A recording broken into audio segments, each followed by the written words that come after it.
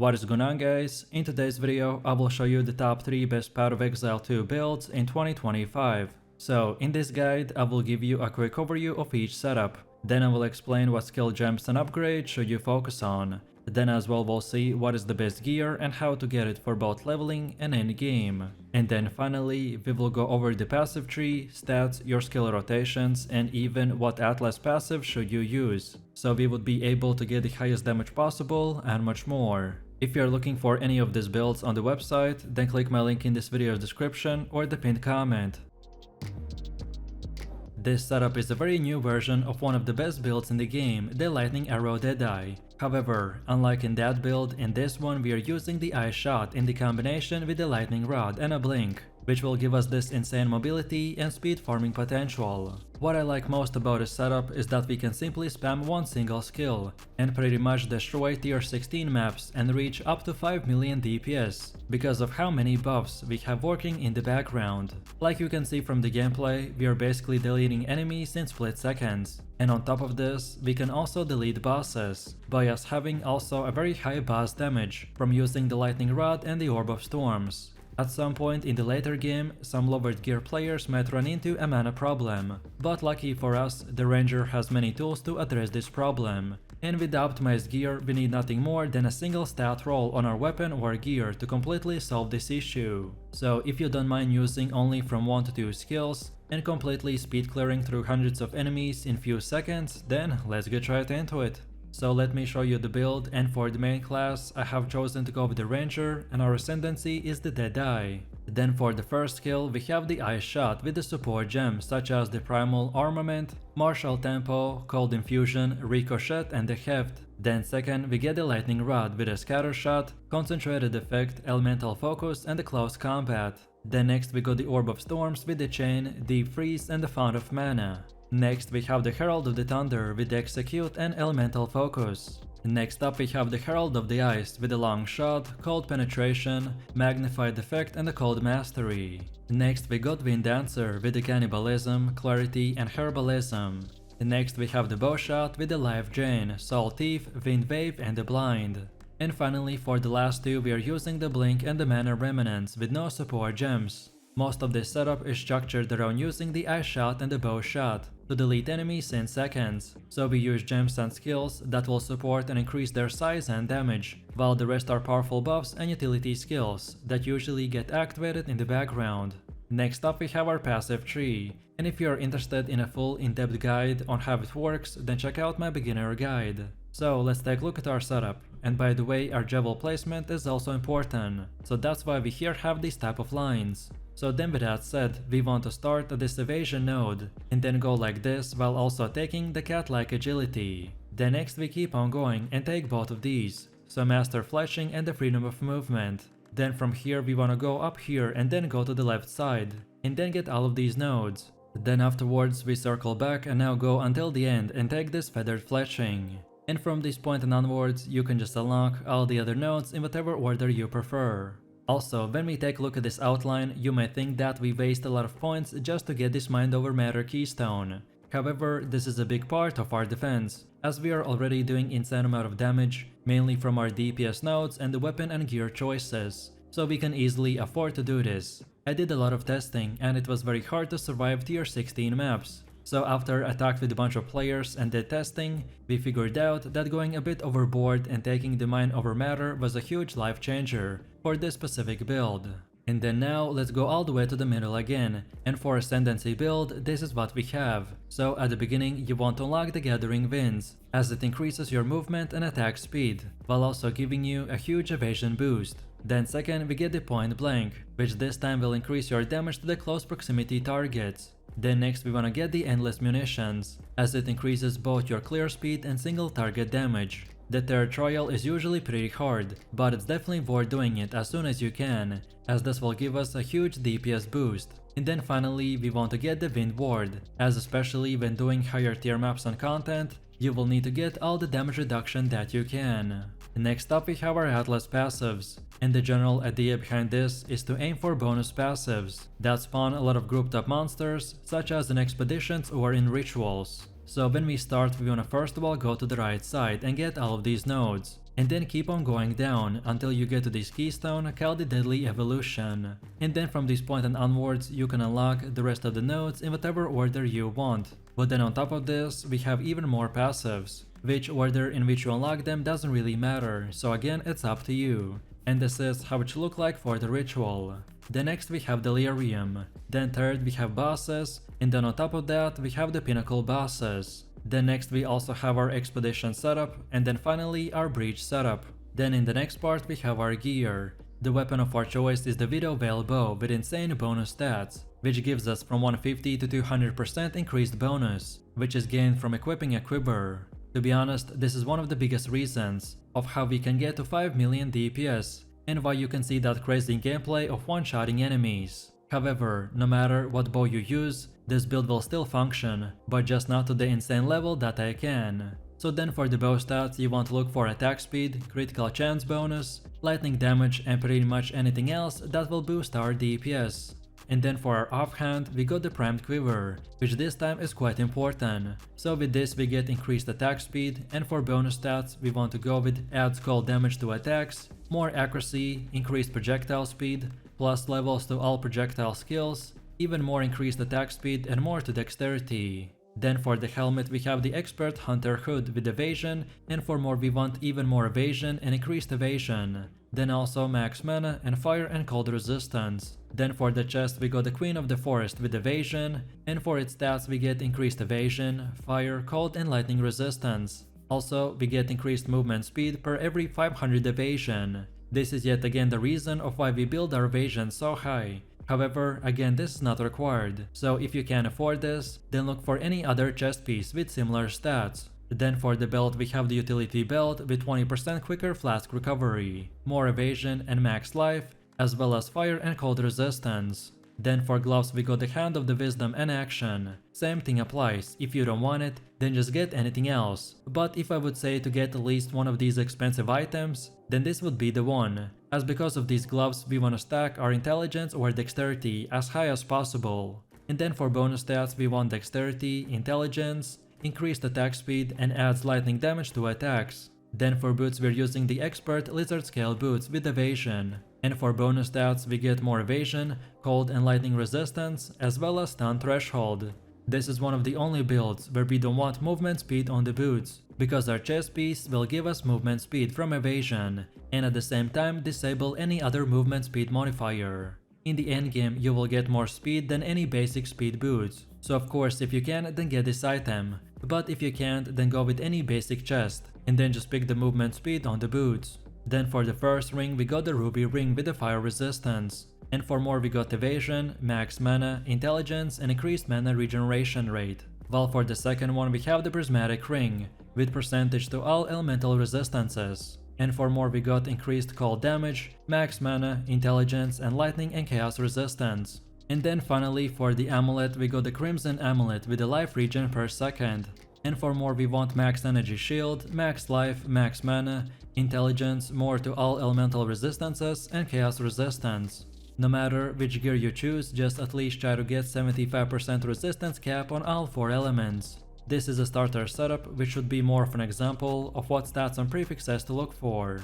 And now finally, let's quickly take a look at how this build will work. And as you can see from the gameplay, this is one of the easiest and simplest builds in the game. So our main rotation is just to spam the ice shot and the bow shot for easy monster kills, which are most of our targets. But then specifically for bosses you can as well place down Orb of Storms, and then spam the ice shot and the lightning rod. This will give you a great buff and insane amount of shock lightning damage for single targets. And finally, if you're low geared and run into a mana problem, especially against bosses, then try to get one Javel with mana on kill, or mana on kill from the quiver. And as well, this might sound obvious, especially at the beginning, when you might not have yet unlocked mana on kill, but if you run out of mana then just simply cast less skills. And wait, you will be doing very high damage anyways, so casting few less skills won't really impact the gameplay that much. But it may reduce your mana consumption, especially if you're under-geared or under-leveled.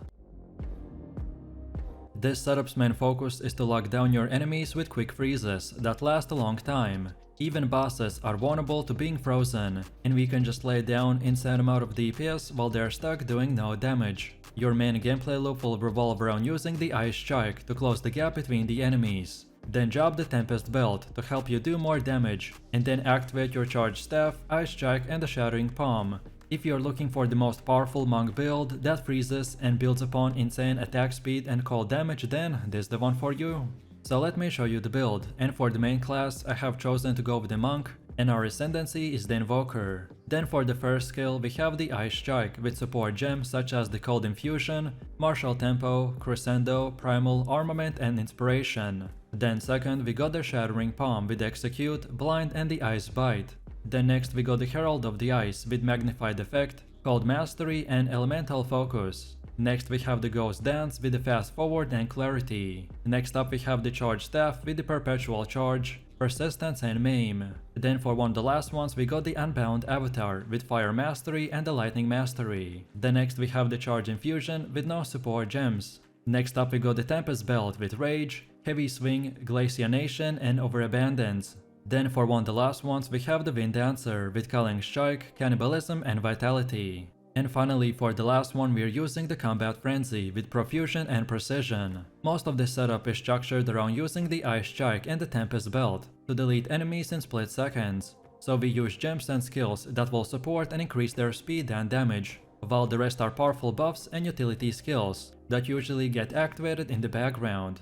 Next up we have our passive tree, and if you're interested in a full in-depth guide on how it works, then check out my beginner guide. So let's take a look at our setup, and we want to start at the skill speed node. Then go like this until we get these three, so Flow like Water, Mindful Awareness and the Step like Mist. Then next we keep continuing going like this, and take all of these, so the Flow State, Crashing Wave, then also Moment of Truth and finally the Conservative Casting. Next we move forwards until we are here, and then we take the Killer Instinct and the Tenfold Attacks. Then next we now take the left side and keep going until this half circle, while on our way taking all of these blue nodes, as well as the Resonance Keystone, and then stopping at this Deep Trance node. Then now we want to circle back a little, and keep going up top until we get to this Spectral Ward. Then afterwards we go till the end, and now take the right side, and then get all of these nodes that you can see right here. And then finally from this point and onwards you can unlock the rest of the nodes in whatever order you prefer. And then now let's go all the way to the middle again, and for Ascendancy build this is what we have. So at the beginning you want to unlock the Lead Me Through the Grace, then second get and Protect Me from Harm, then third we want to get I Am the Blizzard, and then finally for the last one we want an I Shall Rage. Next up we have our Atlas passives, and the general idea behind this is to aim for bonus passives that will spawn a lot of grouped up monsters, such as in expeditions or in rituals. Our Ice Strike Monk build is also great at single target DPS, so we can also spend a bit points into farming boss maps or the essences. Our Monk build is also great at single target DPS, so we can also spend a bit points into farming boss maps or the essences. So when we start we want to first of all get to this bottom right side like this, then from here we can go until we get all the way to this point. Then next we get back to the middle and this time take the bottom left side, and get all of these passives until this circle. And then when all of these are done, then we go again to the middle, and this time take the middle part, and unlock the rest of the nodes in whatever order you prefer. Next we have our gear. The weapon of our choice is the Expert Slicing Quarterstaff with the bonus stats like the increased physical damage, adds more to physical damage, more accuracy, increased crit chance and attack speed. Then for the helmet we have the Expert Veiled Mask with evasion and energy shield, and for extras we want more increased evasion and energy shield. Then also max life and mana, and finally any type of resistance like fire or cold. Then for chest we have the Expert Scalper's Jacket with evasion and energy shield.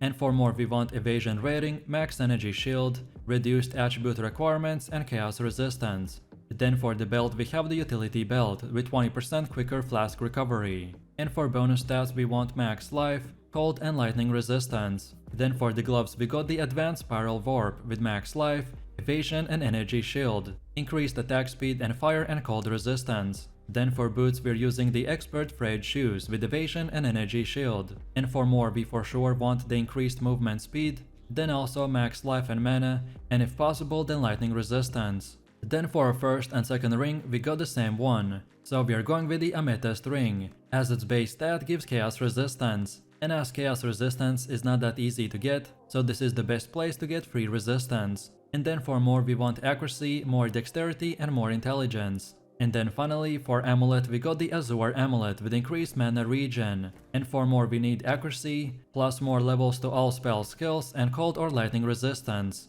No matter which gear you choose, just at least try to get 75% resistance cap on all 4 elements. This is the starter setup, which should be more of an example of what stats and prefixes to look for.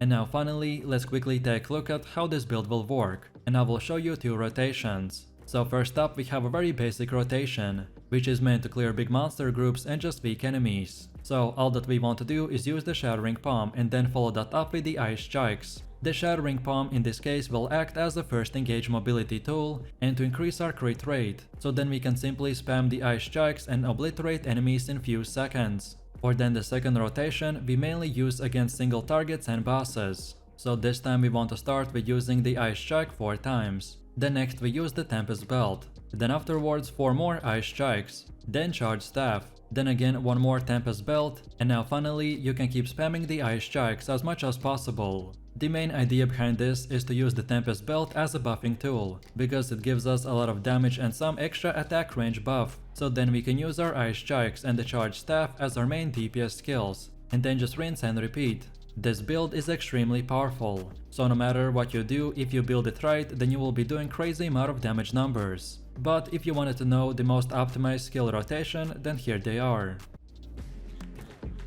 This setup's main playstyle is built around using the Tree Dragon Mask, which will allow our Lightning Warp to build up freeze in order to proc the cast on freeze with the Lightning Conduit, which will do massive amounts of AoE damage due to the natural shocked ground which is provided by our Lightning Warp, Eldritch Battery and many more to increase our damage and convert all of our shields to mana.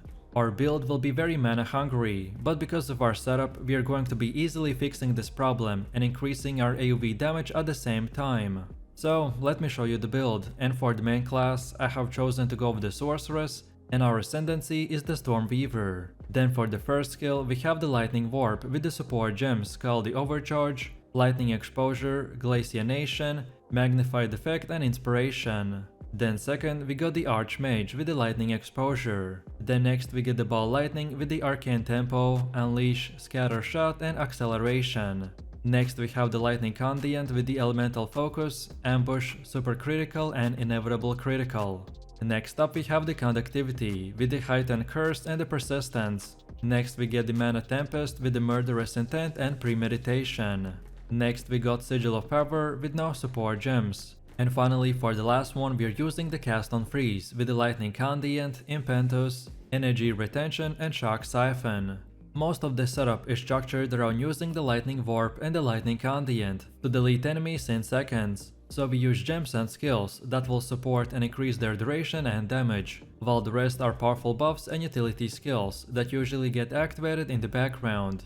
Next up we have our passive tree. And if you're interested in a full in-depth guide on how it works, then check out my beginner guide. So let's take a look at our setup, and we want to start at this energy shield node, and then go like this while grabbing all of these. So pure energy, rapid recharge, mana blessing and the dampening shield. Then next we want to go to right and get both of these, as well as getting the alternating current. Then from here we now want to circle back a little, and keep going up until this point, and then now turn to left. Then next we keep going until we get to the keystone called the Mind Over Matter, and then also get most of these nodes called the Touch Arcane, All Natural and Desensitization.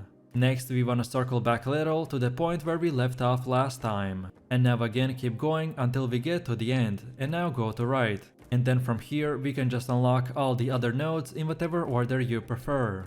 All of these nodes that we got are very useful, but the ones I mentioned have the top priority, as they're the most important to acquire early on in the game, to make our build functional, and then in the late game, to make it even more powerful.